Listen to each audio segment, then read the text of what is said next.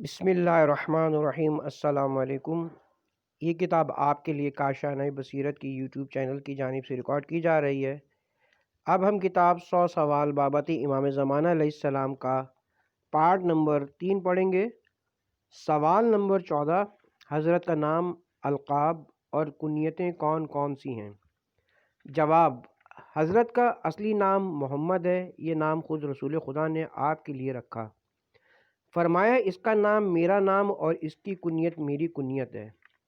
کنیت: حضرت کی کنیت ابو القاسم ہے۔ ابو صالح، ابو عبداللہ، ابو ابراہیم، ابو جعفر اور ابو الحسین بھی ذکر ہوئی ہیں۔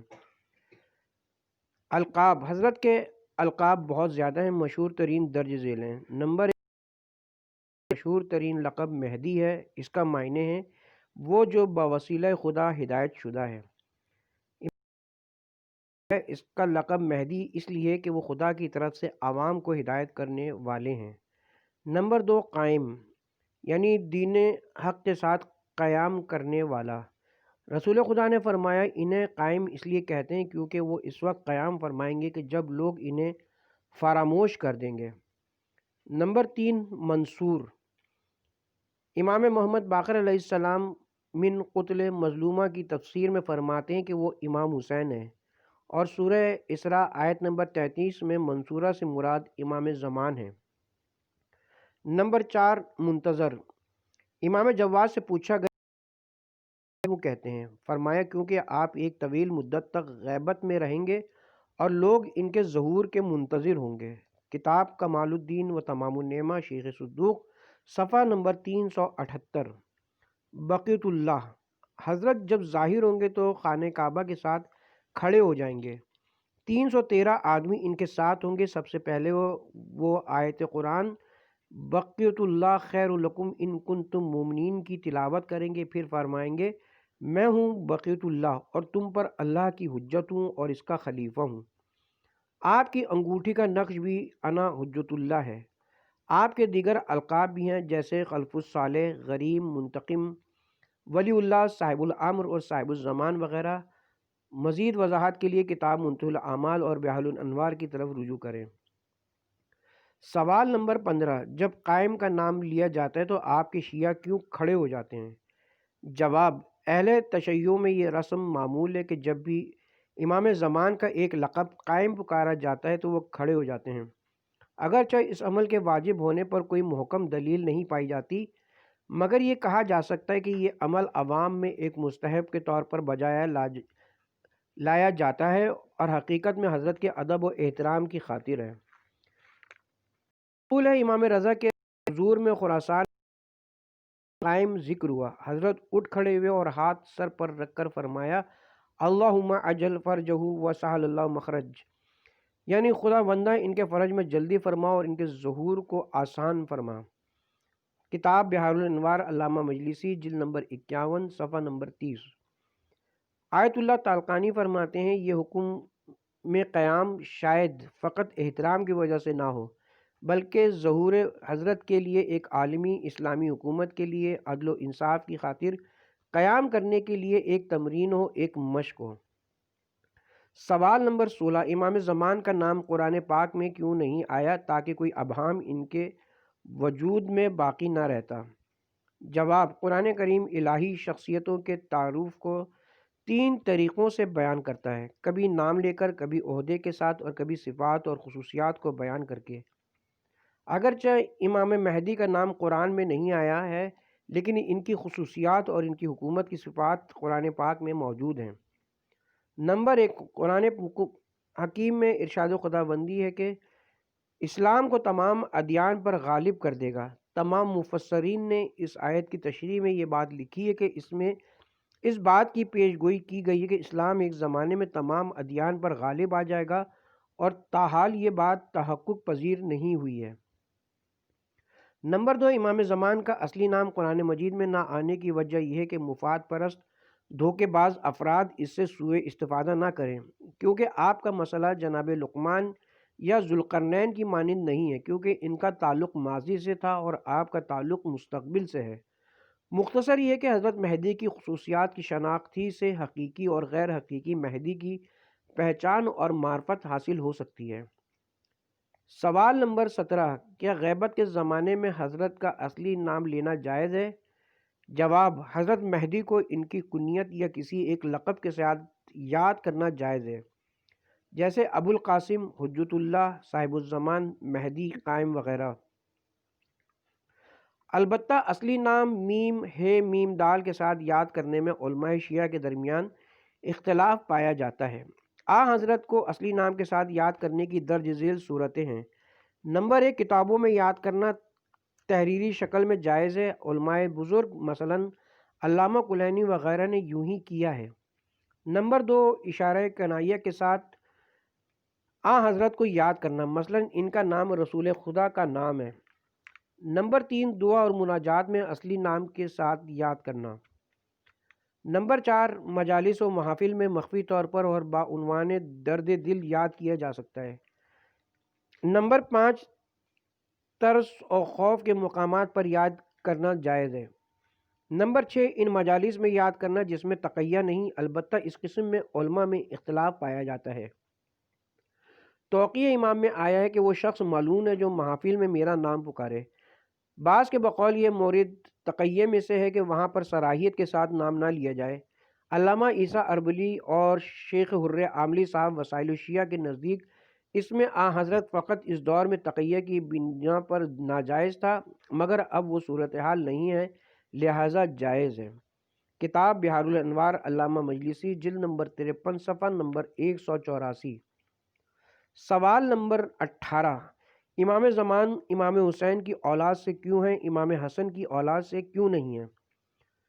جواب، پیغمبر خدا نے فرمایا کہ اگر دنیا کا فقط ایک دن ہی باقی رہ گیا تو خدا اسے طویل کر دے گا تاکہ امام مہدی ظہور کرے اور ظلم و جور سے پر دنیا کو عدل و انصاف سے بھر دے۔ جناب سلمان نے عرض کیا، یا رسول اللہ، وہ آپ کے کس فرزند سے وجود میں آئے گا؟ حضرت نے امام حسین کی طرف اشارہ فرمایا۔ حضرت علی نے امام حسین کی طرف دیکھا اور فرمایا، یہ میرا بیٹا سید و سردار ہے، خدا نے اسے سید و سردار بنایا ہے، اس کے صلب سے ہم نام کے غافل ہو جانے، حق اور دین کے فراموش ہو جانے کے وقت ظہور کرے گا۔ البتہ یہ بات ذہن نشین رہے کہ کسی امام کو کسی دوسرے پر معنوی برتری حاصل نہیں ہے اور سب خلیفۃ اللہ ہیں، سوائے امیر المومنین کے بعض روایات میں اس کا تذکرہ ملتا ہے۔ امام صادق علیہ السلام نے فرمایا، خدا نے امام حسین علیہ السلام کو شہادت عظمیٰ کی بدولت سلسلہ امامت کو ان کی ذریت میں قرار دیا۔ سوال نمبر 19، حضرت مہدی 5 سال کی عمر میں رہبر کامل کیسے بن گئے؟ جواب، جیسا کہ روایات اسلامی میں آیا ہے کہ امام مہدی اپنے والد بزرگ کی شہادت کے فوراً بعد 5 سال کی عمر میں درجہ امامت پر اور مقام رہبری پر فائز ہو گئے تھے، اور لوگوں کا ان کے گرد جمع ہو جانا اور ان سے رہنمائی حاصل کرنا اور آپ کی طرف سے ہر قسم کی ہدایت اور رہنمائی کے سلسلے کا جاری رہنا ان کی رہبری کامل پر ایسی دلیل ہے۔ اگر امام اعلیٰ دانش و تفکر سے آراستہ نہ ہوتے تو خلفائے معاصر عوام میں ایک بحران پیدا کر دیتے اور لوگوں کو منتشر کر دیتے۔ تاریخ گواہ ہے کہ تمام ائمہ اطہار بچپن سے لے کر آخر دم تک امامت کی اہلیت رکھتے ہیں۔ امام جواد اور امام ہادی 7 اور 8 سال کی عمر میں رہبر کامل کے درجے پر فائز تھے۔ سوال نمبر 20، امام زمان کے معجزات اور کرامات بیان کریں۔ جواب، امام کے معجزات اور کرامات بہت زیادہ ہیں، چند ایک کا یہاں پر ذکر کرتے ہیں۔ نمبر 1، عراق سے ایک شخص نے امام کے لیے کچھ رقم بھیجی، حضرت نے واپس کر دی اور فرمایا کہ 400 درہم تمہارے چچا کے بیٹوں کا حق ہے، ان میں سے نکال لو، اور اس کے پاس ایک کھیت تھا اور اس کے چچا زاد اس میں شریک تھے، اس نے ان کا حق ادا نہیں کیا تھا، جب اس نے حساب کیا تو واقعاً اس کے 400 درہم بنتے تھے، وہ ادا کرنے کے بعد باقی حضرت کی خدمت میں بھیج دیے، حضرت نے قبول کر لیے۔ کتاب اصول کافی، کلینی، جلد نمبر 1، صفحہ نمبر 517۔ نمبر 2، ابن شازان کہتا ہے کہ 480 درہم سہم امام میرے پاس جمع تھے، میں نے چاہا کہ پورے 500 کر دوں، پس 20 درہم اپنی طرف سے اس میں اضافہ کر دیے اور اسری وکیل امام کے لیے بھیج دیے، لیکن میں نے اضافہ کرنے کے بارے میں کوئی ذکر نہ کیا۔ حضرت کی طرف سے جواب آیا کہ 500 درہم کے جن میں سے 20 تمہارے ذاتی تھے وہ مجھے تک پہنچ گئے ہیں۔ نمبر 3، فاضل محترم شمس الدین محمد بن قارون بیان کرتے ہیں کہ نجم نامی آدمی کے جس کا لقب اسود تھا، فرات کے کنارے دقوسا نامی گاؤں میں رہتا تھا۔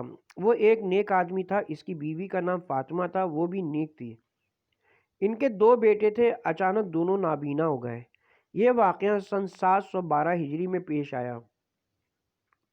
ایک مدت یوں ہی گزر گئی۔ ایک رات عورت نے محسوس کیا کہ اس کے چہرے پر کوئی ہاتھ پھیر رہا ہے اور کہنے والا کہتا ہے، اللہ نے تمہارا بیٹا بینا کر دیا ہے، اٹھو اور اپنے شوہر ابو علی کی خدمت کرو اور سستی نہ کرو۔ اور عورت نے آنکھ کھولی تو گھر منور تھا۔ وہ سمجھ گئی کہ آپ قائم آل محمد تھے۔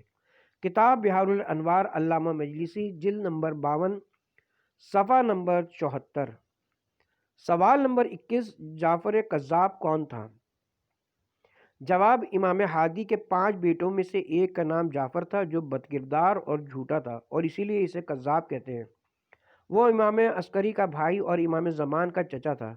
امام ہادی کی وفات کے بعد اس نے کہا کہ میں امام مسلمین ہوں، نہ کہ میرا بھائی عسکری۔ امام عسکری نے چونکہ فرمایا تھا کہ میرے بعد وہ امام ہے جو میرے جنازے کی نماز پڑھائے گا۔ امام عسکری کی وفات کے بعد جعفر کذاب نے چاہا کہ حضرت کے جنازے پر نماز پڑھائے۔ اچانک کمرے پر لٹکا ہوا سفید پردہ اٹھا اور ایک نورانی بچہ نمودار ہوا۔ جعفر کی ابا کو پکڑ کر کہا، چچا ہٹ جاؤ، اپنے والد کے جنازے پر نماز پڑھانے کا میں ہی اہل ہوں۔ جعفر دم بخود ہو گیا اور پرے ہٹ گیا۔ جعفر کذاب میں 3 انحرافی چیزیں تھیں۔ نمبر 1، امام عسکری کے بعد دعوی امامت۔ نمبر 2، امام عسکری کا وارث شرعی ہونے کا دعویٰ کرنا۔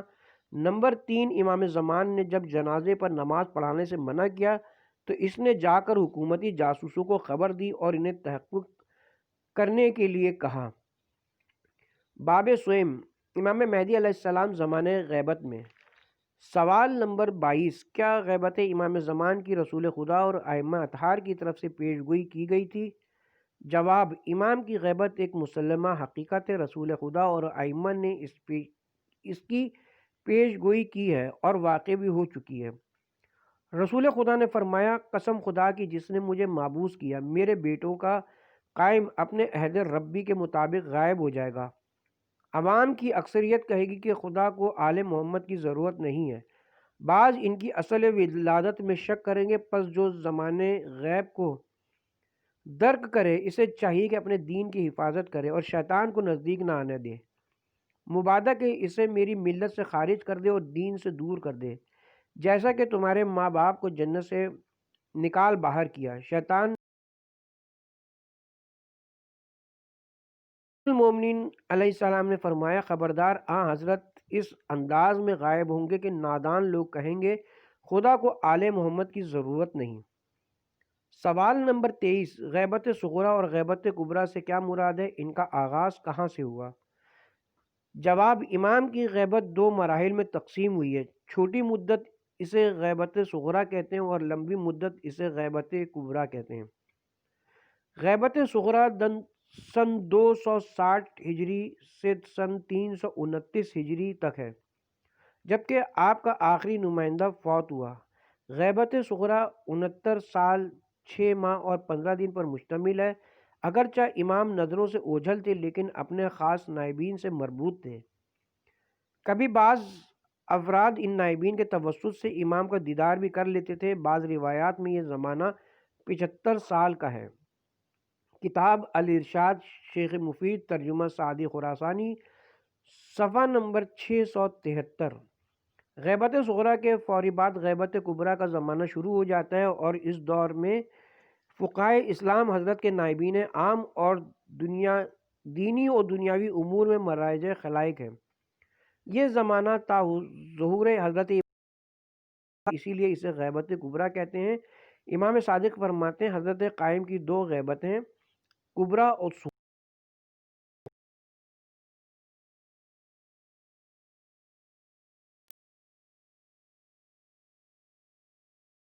صغریٰ اور غیبت کبریٰ میں کیا تاثیر ہے؟ جواب: ابتدا میں یہ بتا دینا ضروری ہے کہ غیبت امام زمان کے واقع ہونے سے پہلے ائمہ اطہار خصوصاً امام نحوم کے زمانے سے لے کر اس غیبت کے لیے زمین ہموار کر دی گئی تھی۔ اس کا مطلب یہ ہے کہ لوگوں کا امام ہادی اور امام عسکری سے رابطہ کم رہا ہے، کیونکہ آپ دونوں ہستیاں حکومتی اداروں کی کڑی نظر کے تحت تھیں اور ممنوع الملاقات تھے، صرف خواص کے ساتھ مربوط تھے۔ غیبت امام مہدی کا زمانہ نزدیک تھا، اسی لیے لوگوں کو اس کا آہستہ آہستہ عادی بنانے کے لیے ضروری تھا کہ پہلے زمین ہموار ہو۔ پس دو طرح کی غیبت کا مقصد واضح ہو گیا۔ دراصل غیبت صغریٰ غیبت کبریٰ کا پیش خیمہ تھی تاکہ لوگ اچانک امام سے رابطے کے کٹ جانے پر پریشان نہ ہوں۔ سوال نمبر 25، امام زمان کی غیبت کا کیا فلسفہ ہے؟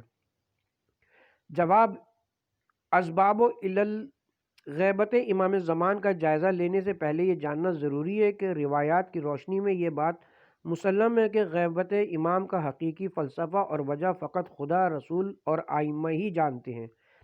جیسا کہ حضرت صادق نے فرمایا، صاحب الامر کی غیبت کے سوا کوئی چارہ نہیں ہے، اہل باطل اس میں شک رکھتے ہیں۔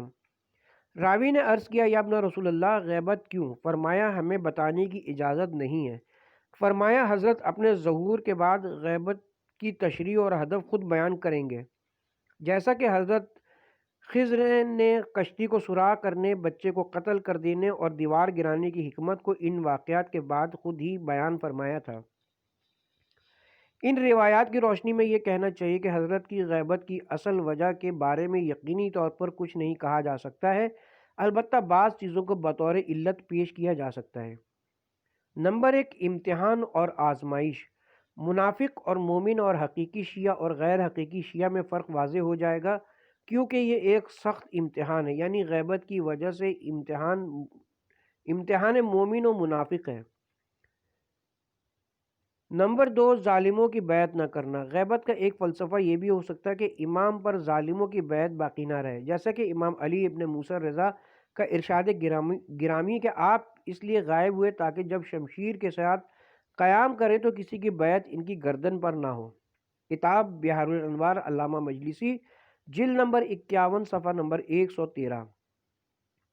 سوال نمبر 26، کیا یہ ضروری کہ امام 12 ہی ہوں اور خداوند تعالیٰ کو 12ویں امام کے لیے طبعی قوانین معطل کرنا پڑیں؟ جواب: امامت اصل اصول شیعہ ہے، یہ نبوت کا ایک سلسلہ ہے، اس کے ذریعے سے ہی الہی اہداف کی خاطر انسان کو دین و دنیا کی سعادت سے ہمکنار کیا جا سکتا ہے۔ امام عالم مادی اور عالم ربوبی کے درمیان رابطے کا کام دیتا ہے۔ روایات میں کہ اگر زمین پر خدا کی حجت نہ ہو تو نسل انسانی کا خاتمہ ہو جائے۔ امام سجاد علیہ السلام فرماتے ہیں، ہم مسلمانوں کے رہنما اور زمین پر خدا کی حجت ہیں۔ مزید فرمایا کہ خلقت آدم سے لے کر آج تک زمین حجت خدا سے خالی نہ رہی، بس زمین ایک لحظے کے لیے بھی امام سے خالی نہ رہی۔ جب ایک امام دنیا سے رخصت ہو کر اپنے خالق سے جا ملتا تو دوسرا امام اس کی جگہ لے لیتا۔ اگر ایسا نہ ہوتا تو دین اور الہی پروگرام خطرے کا شکار ہو جاتے۔ رسول خدا نے ائمہ اطہار کے نام اور ان کی تعداد کو واضح طور پر بیان کیا ہے، جس میں پہلے امام علی اور آخری امام مہدی ہیں۔ اب رہا یہ سوال کہ خدا نے 12ویں امام کی حفاظت کی خاطر طبعی قوانین کو کیوں معطل کر رکھا ہے؟ یہ پہلا موقع نہیں کہ اللہ تعالیٰ نے کسی فرد کی حفاظت کی خاطر قوانین طبعی کو معطل کر دیا ہو۔ حضرت ابراہیم کو آتش نمرود سے بچانے کی خاطر نار کو گلزار کر دیا، موسیٰ کے لیے دریا سے راستہ بنا دیا، عیسیٰ کو زندہ رکھنے کی خاطر ان کی اصل صورت حال لوگوں پر مشتبہ ہو گئی۔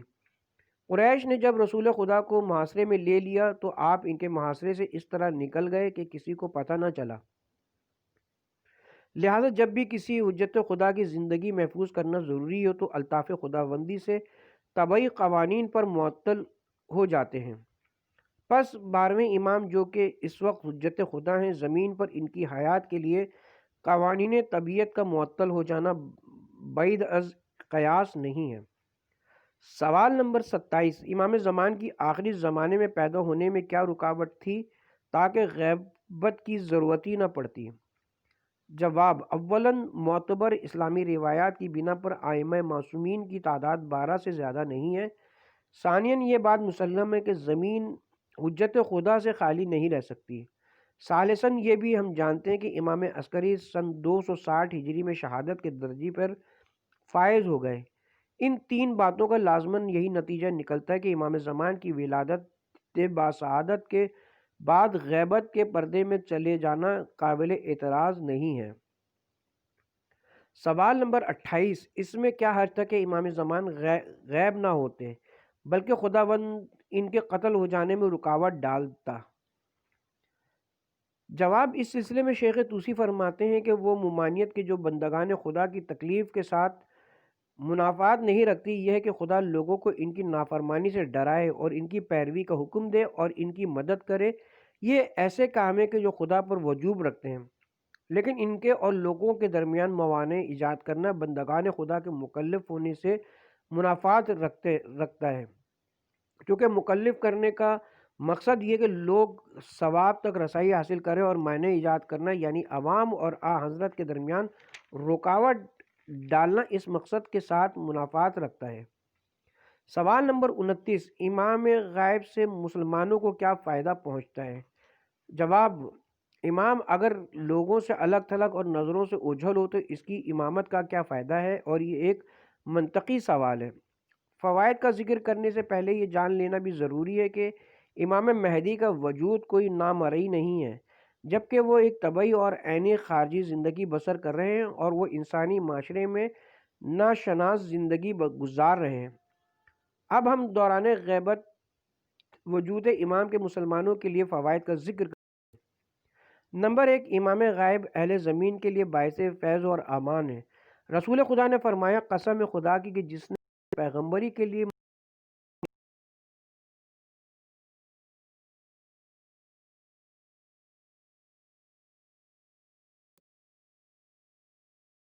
رہ کر بھی لوگوں کو فائدہ پہنچاتا ہے۔ نمبر 2، مسلمانوں کے لیے امید بخش اثر۔ امام غائب پر ایمان اور اعتقاد مسلمانوں کے بہتر اور خوشگوار مستقبل کے لیے امید افزا ہے۔ اگرچہ انہیں ظاہری طور پر اپنے درمیان نہیں پاتے، مگر پھر بھی انہیں یہ احساس قدرت و توانائی مہیا کرتا ہے کہ ان کے ایمان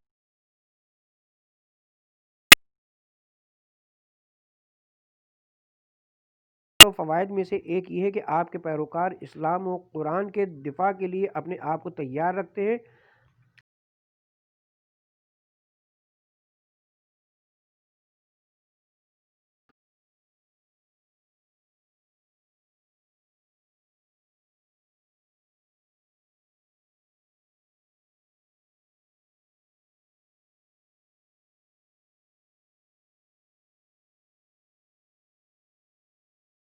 اس طرح ہے کہ جیسے بادلوں کے پیچھے چھپے ہوئے سورج سے کیا جاتا ہے۔ کتاب کمال الدین و تمام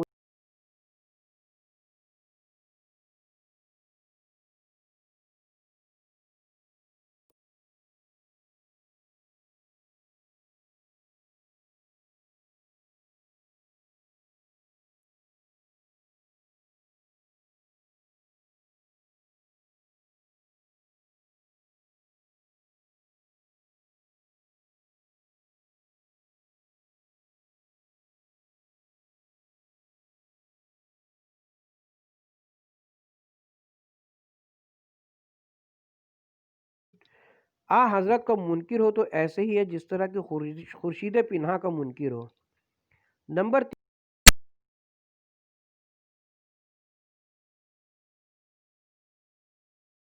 غائب اگرچہ بلا واسطہ الفاظ و واعظ سے نصیحت نہیں کرتے، مگر اپنے وجود پر نور سے مخلوق خدا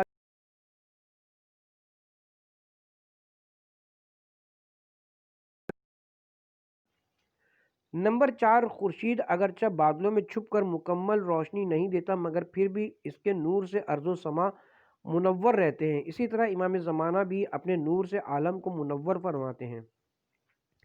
سوال نمبر 31، امام زمان کے نائبین خاص کون تھے؟ جواب: امام زمان اپنی غیبت صغریٰ میں اپنے 4 مخصوص ان کا مختصر تعارف یہاں پر تحریر کیا جاتا ہے۔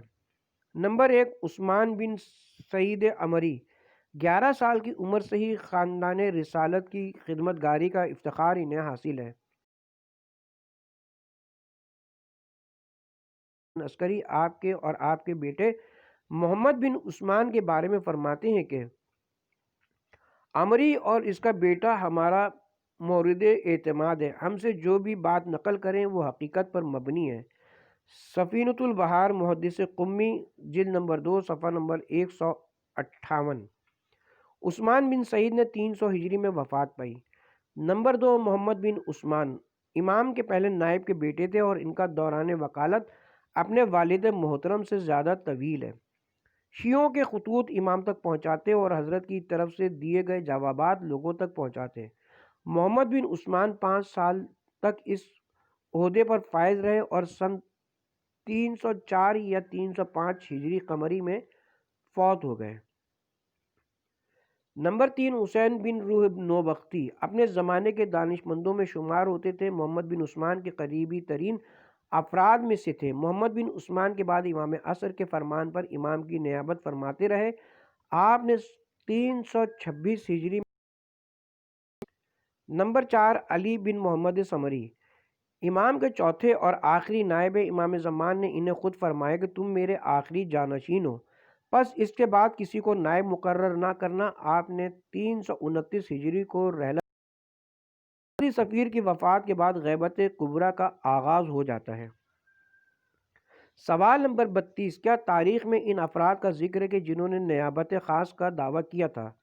جواب، جی ہاں، بعض افراد نے ناحیہ مقدسہ حضرت ولی عصر سے نیابت خاص کا دعویٰ کیا ہے، بعض کا ذکر ذیل میں کیا جاتا ہے۔ نمبر 1، الشرعی ابو محمود الحسن امام عسکری کا صحابی تھا، بعض مطالب کو امام کی طرف منسوب کرتا تھا، ائمہ ہدیٰ کے حق میں غلو کرتا تھا۔ اس کے بارے میں توقیع شریف صادر ہوئی جو لعن اور اس کے کفر و الحاد پر مبنی تھی۔ نمبر 2، محمد بن نصیر النمری یہ بھی امام عسکری کا صحابی تھا۔ نمبر 3، ابو طاہر محمد بن علی یہ بھی امام عسکری کا صحابی تھا۔ نمبر 4، محمد بن ملال۔ نمبر 5، حسین بن منصور حلاج مشہور صوفی قتل کر دیا گیا۔ نمبر 6، ابو ولف مجنون۔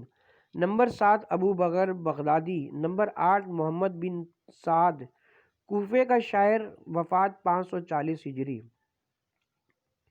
نمبر 9، سید محمد ہندی شاعر اور ادیب اہل مشہد، سال وفات 987 ہجری۔ نمبر 10، مرزا محمد ہروی اہل ہرات ہندوستان منتقل ہو گیا تھا، یہ بھی قتل کر دیا گیا۔ آیت اللہ نجفی مرشی نقل از کتاب ادیان و مہدویت محمد بہشتی صفحہ نمبر 84۔ سوال نمبر 33، توقیات امام زمان سے کیا مراد ہے؟ کیا حضرت اسے اپنے دست مبارک سے لکھتے تھے؟ جواب، پہلے بیان کیا جا چکا ہے کہ امام زمان غیبت صغریٰ میں 4 افراد کے سوالات کو امام کی خدمت میں لے جاتے تھے اور ان کے تحریری جوابات واپس لوگوں کو لوٹا دیتے تھے۔ امام کی طرف سے ان کتبی جوابوں کو اصطلاح میں توقیع کہتے ہیں۔ توقیع لغت میں بامعنی دستخط کرنا، مہر لگانا یا خط اور کتاب پر حاشیہ لکھنا۔ البتہ غیبت کبریٰ میں بھی بعض افراد نے امام کی طرف سے توقیعات دریافت کی ہیں جن کی طرف ہم یہاں پر اشارہ کریں گے۔ سوال کے دوسرے حصے کے بارے میں کہا گیا ہے کہ خود حضرت ان توقیعات کو لکھتے تھے، اس بات کے دلائل درج ذیل ہیں۔ محمد بن عثمان عمری کہتے ہیں ناحیہ مقدسہ امام سے توقیعات صادر ہوئی کہ میں ان کے خط کو اچھی طرح جانتا ہوں۔ کتاب بحار الانوار علامہ مجلسی جلد نمبر 51 صفحہ نمبر 33۔ اسحاق بن یعقوب کہتے ہیں محمد بن عثمان کے ذریعے بعض مشکل مسائل کو امام کی خدمت میں بھیجا اور اس کا جواب حضرت امام زمان کے مبارک دستخط کے ساتھ دریافت کیا۔ شیخ صدوق کہتے تھے امام زمان کے خط مبارک میں جو توقیع میرے والد بزرگوار کے لیے صادر ہوئی تھی اب بھی میرے پاس موجود ہے۔ البتہ بعض اخبار کی روشنی میں کہا جا سکتا ہے کہ بعض توقیات خود حضرت نے لکھی اور بعض کو ان کے نائبین خاص نے اپنے ہاتھ سے بحکم امام لکھا۔ توقیات حضرت امام میں سے ایک توقی وہ ہے جو آپ نے شیخ مفید کو مرحمت فرمائی۔ اس کی عبارت درج ذیل ہے: محکم اور نیک کردار رشید و ہدایت یافتہ شیخ مفید ابو عبداللہ محمد بن نعمان کے لیے خدا اس کی عزت و احترام کو برقرار رکھے۔ خزانہ عہد و پیمان کی طرف سے جو خدا نے اپنے بندوں سے لیا ہے، اے دین کے ساتھ مخلص دوست، تم پر سلام۔ ہم پر علم و یقین کے ساتھ ایمان و اعتقاد کا تمہیں امتیاز حاصل ہے۔ حمد خدائے وحدہ لا شریک کے لیے ہے، اور اس کا درود و سلام و رحمت و آقا و مولا اور سید المرسلین حضرت محمد صلی اللہ علیہ وآلہ وسلم اور آپ کی پاک آل پر۔ ہم تمہیں اپنے ساتھ مکاتبہ کا افتخار بخشتے ہیں، اور جو کچھ تمہیں تحریر کرتے ہیں لازم ہے کہ انہیں ہمارے دوستوں تک کہ جو تمہارے پاس آتے ہیں پہنچاؤ۔ الہی اختیار، تم میں سے ہر ایک کو ایسا کام کرنا چاہیے کہ جس کی وجہ سے وہ ہمارا محبوب بن جائے، اور جو باتیں ہمیں اذیت دیتی ہیں ان سے دوری اختیار کرے۔ خداوند تعالیٰ تمہیں راہ رشد و ہدایت کی طرف رہنمائی کرو اور اپنی رحمت سے توفیق عنایت کرے۔ کتاب احتجاج تبریسی، جلد نمبر 3، صفحہ نمبر 497۔